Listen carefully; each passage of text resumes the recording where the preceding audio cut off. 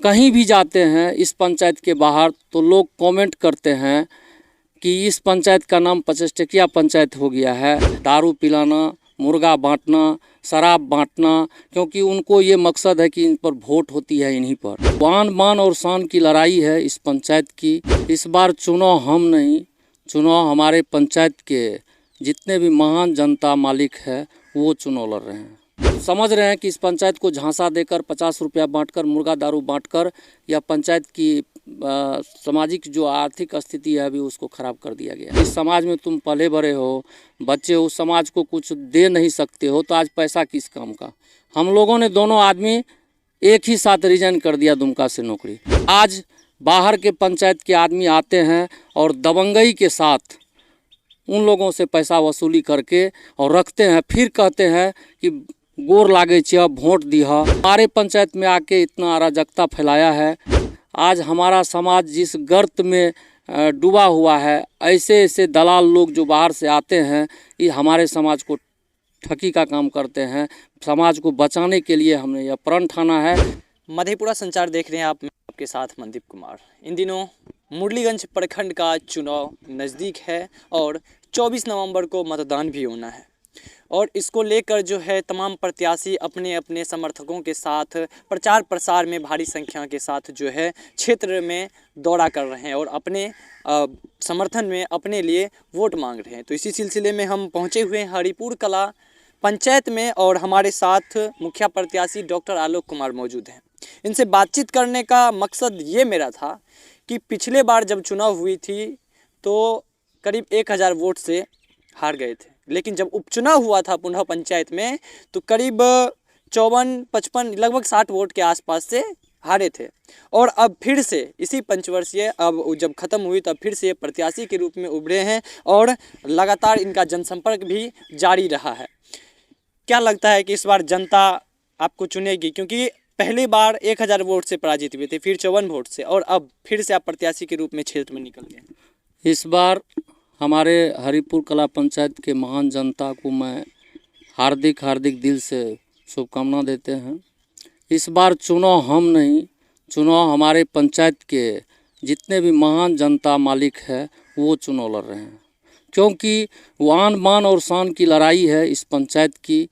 जो बाहर के प्रत्याशी रहते हुए वह इस पंचायत को चुनौती देते हैं कि मुखिया रहेंगे तो हम ही रहेंगे। तो क्यों इस बार उस बात के चुनौती के लिए इस पंचायत के जो महान जनता है उन्होंने ठाना है कि हम लोग मुखिया चुन लिए हैं और हम लोग इस चीज़ को बरकरार रखेंगे। अब दूसरे पंचायत के मुखिया को हम लोग भगाएंगे, क्योंकि हमारे पंचायत में आके इतना अराजकता फैलाया है। दारू पिलाना, मुर्गा बांटना, शराब बांटना, क्योंकि उनको ये मकसद है कि इन पर वोट होती है इन्हीं पर, लेकिन ये बात नहीं है। जनता खुद समझ रही है, खुद सोच रही है कि एक से एक घोटाला हुई है हमारे पंचायत में। वृद्धा पेंशन घोटाला है, इसके बाद इंदिरा आवास घोटाला है। इंदिरा आवास में 20,000 21,000 रुपया करके लिया गया। इसके बाद किसी भी व्यक्ति को आज तक कन्यादान नहीं मिला। कितने लोगों की बेटी की शादी हुई लेकिन उस कन्यादान के नाम पर 1,000 रुपया लिया गया। तो हमारा समाज भी इस सोचने पे मजबूर हो गया कि आज बाहर के पंचायत के आदमी आते हैं और दबंगई के साथ उन लोगों से पैसा वसूली करके और रखते हैं, फिर कहते हैं कि गोर लागे छ वोट दिह। क्योंकि उनको ये पंचायत के मान सम्मान का लड़ाई है। इस मान सम्मान के लड़ाई के लिए जनता मालिक आगे है और वो मुखिया चुन ली। मैं वेटनरी ऑफिसर था दुमका में। एक हमारे मित्र थे डॉक्टर किस्कू जी, वो डीएसपी थे वहाँ पर वर्तमान में। उन्होंने जब भी हमारे साथ मैंने खेल में या कहीं घूमने में साथ रहते थे तो कहते थे कि आप पढ़े लिखे हो, हम भी पढ़े लिखे हैं, पैसा कितनों कमाओगे लेकिन समाज में कोई जान पहचान नहीं रहेगा। जिस समाज में तुम पले बड़े हो, बच्चे उस समाज को कुछ दे नहीं सकते हो तो आज पैसा किस काम का। हम लोगों ने दोनों आदमी एक ही साथ रिजाइन कर दिया दुमका से नौकरी और एक ही मन में ठाना कि समाज में हमारे समाज में ये अराजकता बहुत फैली हुई है, उस अराजकता को भी हम लोग दूर करेंगे। साथ ही हमारा समाज जो है शिक्षित नहीं है। अगर हम बनते हैं, हमको समाज बनाता है तो उसको शिक्षित करने का काम करेंगे और रोज़गार देने का भी काम करेंगे। साथ ही साथ आज हमारा समाज जिस गर्त में डूबा हुआ है, ऐसे ऐसे दलाल लोग जो बाहर से आते हैं, ये हमारे समाज को ठगी का काम करते हैं। समाज को बचाने के लिए हमने यह प्रण ठाना है कि हमको समाज का सेवा करना है, और जनता मालिक ने समाज का सेवा करने के लिए हमें भी मौका देने का मौका दिया है और कहा है कि आप अपने समाज का सेवा करते रहिए, मुखिया बनाना मेरा काम है, आपका काम नहीं है।